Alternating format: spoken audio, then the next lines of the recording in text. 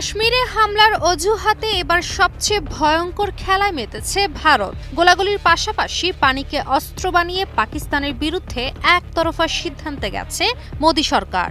পেহেলগামে জঙ্গি হামলায় কাদের সম্পৃক্ততা আছে সে বিষয়ে কোনো প্রমাণ ছাড়াই সন্দেহের তীর তাক করে রেখেছে পাকিস্তানের বিরুদ্ধে। শুধু তাই নয়, স্থগিত করেছে সিন্ধু পানি চুক্তি। কূটনৈতিক মহলের সমালোচনার ঢেউ। মোদী সরকার যে আগ্রাসন শুরু করেছে তা শুধু আন্তর্জাতিক আইন লঙ্ঘন নয়, বরং পুরো দক্ষিণ এশিয়ার জন্য এক মারাত্মক অশনি সংকেত হতে পারে। এদিকে পানির ন্যায্য হিস্সা রক্ষায় কঠোর অবস্থান পাকিস্তানের। ভূস্বর্গখ্যাত কাশ্মীরের পেহেলগামে সন্ত্রাসী হামলার পর ভারত যেভাবে পাকিস্তানকে দায়ী করে সিন্ধু পানি চুক্তি স্থগিত করেছে, তাতে ইসলামাবাদের কূটনৈতিক ও নিরাপত্তা মহলে ব্যাপক প্রতিক্রিয়া তৈরি হয়েছে। এই সংকটের পর পাকিস্তানের উপপ্রধানমন্ত্রী ও পররাষ্ট্রমন্ত্রী ইসহাক দার একটি উচ্চ পর্যায়ের বৈঠকে সভাপতিত্ব করেন, যেখানে তিনি ভারতের একতরফা সিদ্ধান্তকে আন্তর্জাতিক আইন ও দ্বিপাক্ষিক চুক্তির সরাসরি লঙ্ঘন হিসেবে উল্লেখ করেন। তিনি জানান, সিন্ধু পানি চুক্তি শুধু ভারত পাকিস্তানের মধ্যকার বিষয় নয়, এটি গোটা অঞ্চলের পরিবেশ, কৃষি ও জনগণের জীবনের সঙ্গে জড়িত।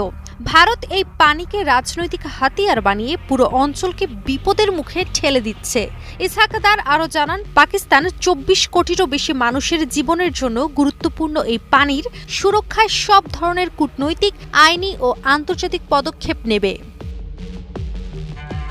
ইসহাক দার সরাসরি ভারতের বিরুদ্ধে অভিযোগ তোলেন, ভারত পানিকে অস্ত্র হিসেবে ব্যবহার করছে, যা চুক্তির মর্যাদা রক্ষার পরিপন্থী। পাশাপাশি তিনি বিশ্বব্যাংকেও এর দায়িত্ব পালনে সক্রিয় হওয়ার আহ্বান জানান, যেহেতু প্রতিষ্ঠানটি চুক্তির গ্যারান্টার হিসেবে যুক্ত আছে।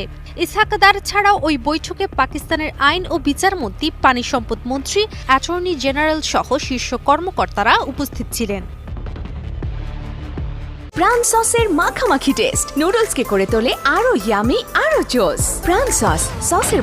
অন্যদিকে পাকিস্তানের প্রতিরক্ষা মন্ত্রী খাজা আসিফ স্পষ্ট করে বলেছেন, পেহেলগাম হামলার অজুহাতে ভারত যদি আবারও ফলস ফ্ল্যাগ অপারেশনের ছদ্মাবরণে আগ্রাসী হয়, তাহলে পাকিস্তানও উপযুক্ত জবাব দিতে প্রস্তুত। তিনি দাবি করেন, ভারত বহুদিন ধরেই সিন্ধু পানি চুক্তি থেকে বেরিয়ে যাওয়ার চেষ্টা করছে, কিন্তু এটি একতরফাভাবে বাতিল করা সম্ভব নয়, কারণ চুক্তিটি বিশ্বব্যাংক অনুমোদিত এবং আন্তর্জাতিক আইনের আওতায় পড়ে। খাজা আসিফ জানান, এই ইস্যুটি জাতীয় নিরাপত্তা কমিটির পরবর্তী বৈঠকে সর্বোচ্চ গুরুত্বে আলোচনা করা হবে।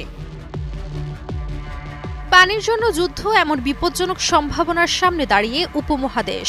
ভারতের আগ্রাসী অবস্থানের বিপরীতে পাকিস্তানের এই কূটনৈতিক ও আইনি জবাব কেবল জাতীয়